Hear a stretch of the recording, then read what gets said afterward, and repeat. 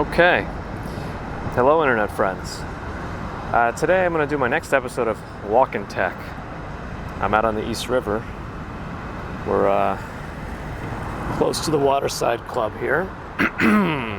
The ferries are running. I'm going to do something a little bit different. I'm going to talk about the Bose noise canceling headphones, NCH700s, which are not really the successors to the Quiet Comfort 35, but they're still pretty decent and worth talking about. So let's begin. So here they are, the Bose NCH700s. These headphones are more intended to be for people who take a lot of conference calls and meetings that way.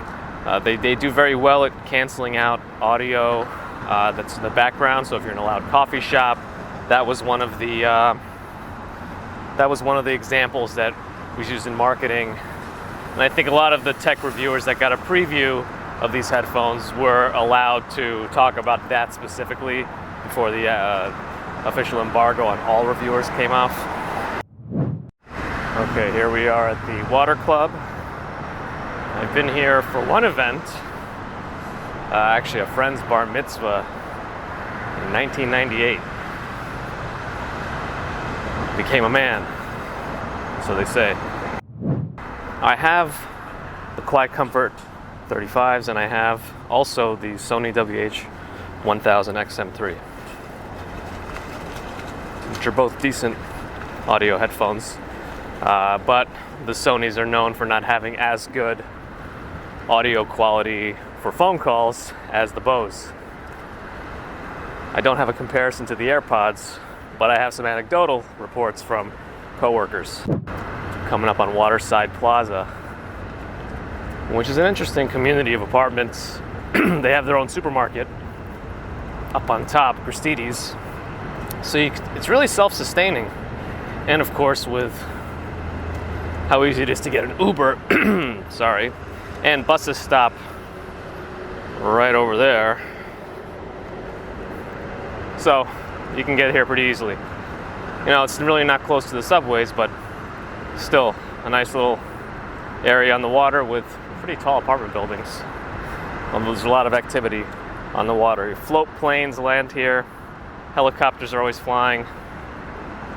But such is the life. So audio quality for music specifically is decent when they are off. It's actually not that decent. When the power is not enabled and the noise canceling isn't on and you're plugged in via wires for passive audio, it doesn't sound good at all. It just lacks any kind of substance, and there's no bass. Not an overpowering sense of bass, just no adequate bass for decent music listening. So if you wanted to listen to them for music only, you really have to have the noise canceling enabled. Unfortunately, they do not work very well without it. However, when you do enable the noise canceling on these headphones, you actually get a significant increase in audio quality. They actually sound very good. I was surprised. Unfortunately, when you compare them to something like the Sony WH-1000XM3s, I was really hoping I would remember that for this walk and talk, because it's not the easiest name to remember despite how popular they are anyway. And I believe they also released some earbuds, which are decent as far as I know, but I haven't tried them myself. I think a lot of the times for noise canceling earbuds, they use passive isolation. The Sonys have added an additional layer of cancellation.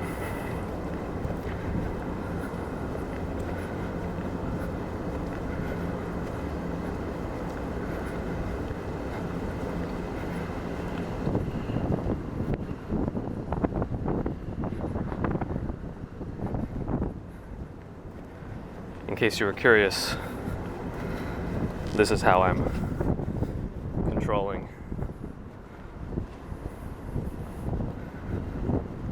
the camera. Nice quiet Saturday morning. We're almost in October. A little bit windy. We're also by the water. There's what looks like a tugboat or something coming along. Okay, so we covered a little bit of the audio quality.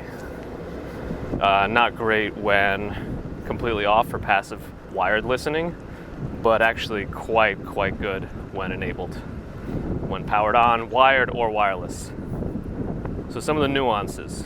The headphones have both touch and physical controls. So there are power buttons on the right ear cup. Actually, that's on the left one. Nope, on the right one, sorry. On the right ear cup. And there's a noise canceling button on it. And this also enables the Bluetooth pairing. You can also pair through the Bose app, but it's not that great, at least on Android. It was very finicky. So I had to pair it to the phone. With the regular Bluetooth application, that was fine. No issues pairing there. The noise canceling button by default cycles through 3 different noise canceling modes, off, 5, and 10, 10 being the highest. Positioning of that button, if you don't also change it, can get annoying. When you happen to take off the headphones, your thumb tends to rest on that area, so when you're taking them off for a second, either you're at risk of turning them off completely or pressing a noise canceling button. And the unfortunate part about that is if you don't change the defaults of the noise canceling button, you'll have to cycle through 2 other settings before you get back to your ideal setting. Again, unless you don't customize it in the app.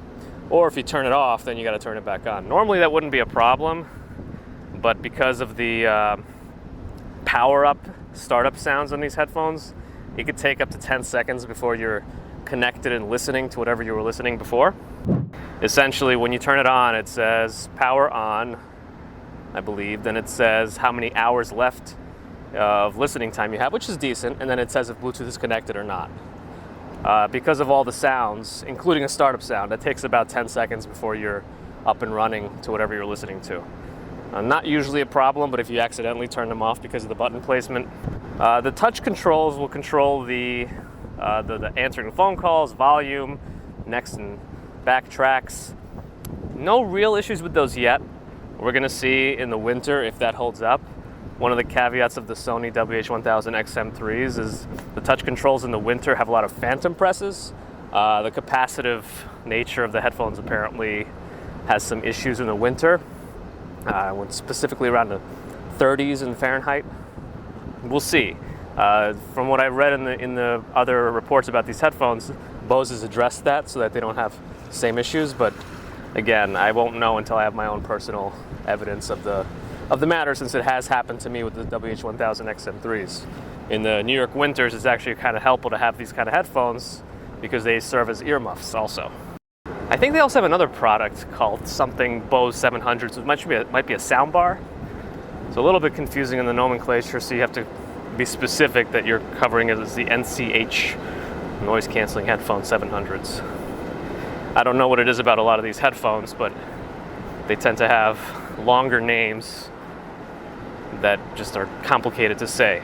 The Bose ones probably make the most sense, being that NCH stands for noise canceling headphones, but the Sony WH-1000XM3, I still don't understand that. So I'm bald, and the band is kind of a pleather, rubbery kind of a feel. So a lot of my head residue will remain on that band. It's easy to clean off, but it's a little bit annoying. There's been some questions about the comfort of these headphones. Really not a problem for me. They're saying that if it sits on top of your head for too long, it can compress down. They actually have a pretty strong clamping force in general over your ears, but you can also use that to your advantage. So if it rests too much on your head with the band, you can actually adjust it to be a little bit bigger, and instead of resting on your head, you can use the clamping force to your benefit and make it a little bit more comfortable for your head. Because of the way it sits, people with hair might actually have the band affects their hairstyle, but not a problem for me, so I'll move on. Here we're walking along the FDR Drive, and you can see Peter Cooper Village in the background. Peter Cooper Village and Stuyvesant Town are similar in that they're owned by the same company, but I believe Peter Cooper was built a little bit later than Stuyvesant Town. Stuyvesant Town was built originally, from what I remember, for World War II veterans, so late 40s, early 50s it was built, and then it became a very affordable place to live back in the 80s and 90s. That's where I grew up. A lot of my friends grew up there. And then eventually it got sold off to another. It changed companies multiple times, and now they are all market rate apartments and are quite expensive, charging luxury building prices for apartments that are pretty small with thin walls, no doormen, although they have kind of a centralized package area now. But in my opinion, the best reason to have a doorman is that you don't have to worry about your packages. The gas station has always been here, from what I remember. It shut down for a while around the time of Hurricane Sandy. In fact, this whole area was completely flooded during that time. A lot of the cars that are seen parked over there, it was flooded so much here that the cars got shifted. They got moved around. And I'm sure a lot of them were damaged because that was saltwater, and saltwater and engines doesn't mix. So far I've covered fit and comfort, audio quality while they're powered and while they're disabled, while the noise canceling is disabled. I've covered, what else have I covered? That's pretty much it, actually. I have to cover the Bluetooth connection quality. The connection quality itself is quite good. Oh, they're doing some sort of Oktoberfest thing here. This should be exciting. I don't remember them ever doing this before, but we're by the Stuyvesant Cove, I believe this park is called. This place wasn't always here when I grew up, but they actually turned it into a very nice park. A lot of people fish here, a lot of activity happens here, a lot of people run by here, ride their bikes. It's pretty cool. Right, so in terms of the Bluetooth stability and the connection has been excellent for me. I've been able to walk out of the room, even on the Google Pixel 3 XL, which I mentioned in my last video, has problems with the Bluetooth connection, but here we've been actually doing pretty well. So Bluetooth is good on iPhone or Android. Let's take a peek inside. They have some picnic tables, and I'm sure there's a whole bar set up over there. And I think there was live music. Yes, there's a band set up. They did open a new Nyc Ferry Stop here. It's the East River Ferry service. They can help get you to Brooklyn and Queens faster without taking the trains. They added a stop right here. Originally, I thought they added that stop because of the L train plans for going under construction and being out of commission for a while, but I think they scrapped the totality of that upgrade plan and still will have some L train service because it is actually one of the lifelines to Williamsburg from this area. But this ferry actually doesn't go across the river from here. It's just an extra stop, so people have another way to get up and down the river. But eventually, the ferry does cross over and go over to the Brooklyn and Queens side. This Queens is out down there. Brooklyn is a little bit more, I'm sorry, that's Brooklyn and Queens is a little bit more up that way. The next part I'm going to cover is I'm going to call myself on my work phone from my personal phone, and I'm going to record a voicemail, and I'll post that for the video, demonstrate the quality. So I just put the headphones on. There's a power on sound. It says my battery's 11 hours. It says it's connected to the Pixel 3 XL, and it says it's connected to my work phone. So that was a good 10 seconds of power-up sounds. And now I'm going to call myself on the work phone. This is the test of the audio quality from the microphones while outside in a relatively windy situation with the Bose NCH700 headphones. Goodbye. This is the test of the audio quality from the microphones while outside in a relatively windy situation with the Bose NCH700 headphones. Goodbye. Okay, and as soon as I end the call, it says call ended, and I hung up.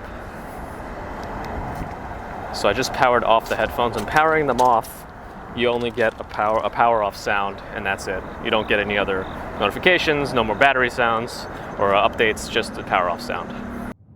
A lot of people fishing here. You might remember in one of my videos I mentioned what the New York City or state health guidelines are for eating the fish caught in the river, and it mentions that depending on your age, you can eat up to a meal, one fish a month. But I think if you're older, there's less of a concern, because I think the PCBs or whatever the toxins are that build up over time are less likely to cause trouble depending on when you eat them if you're older, so you have less time theoretically to build up those toxins in your system and have them cause more trouble. But if you're a woman of childbearing age, they use 15 to 50 in the New York City guidelines. You shouldn't eat any of the fish caught in these waters.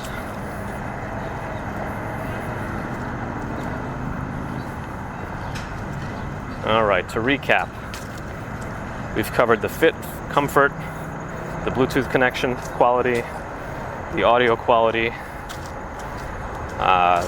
phone quality.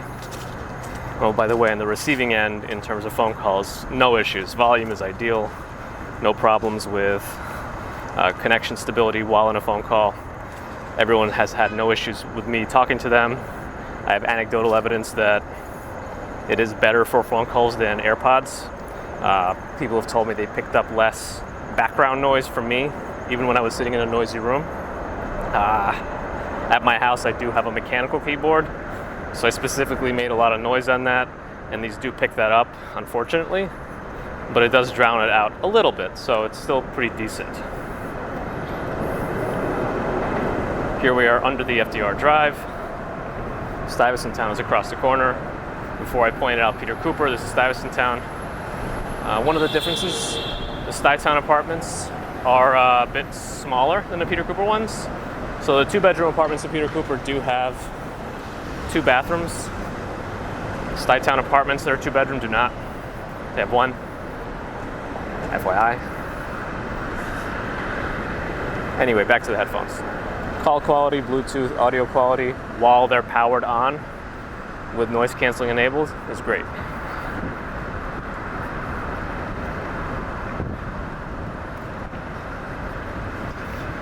Comparing to the WH-1000XM3s, if they can be enabled, so if you're listening to all your music wirelessly, it's probably worth it to bump up the extra money for these, only because if you make a lot of phone calls, that extra benefit is pretty good. If you only listen to music with your wireless headphones and you prefer to have them wired with the ability to the ability to use them passively with no problems, get the Sony's WH-1000XM3. Getting good at saying that.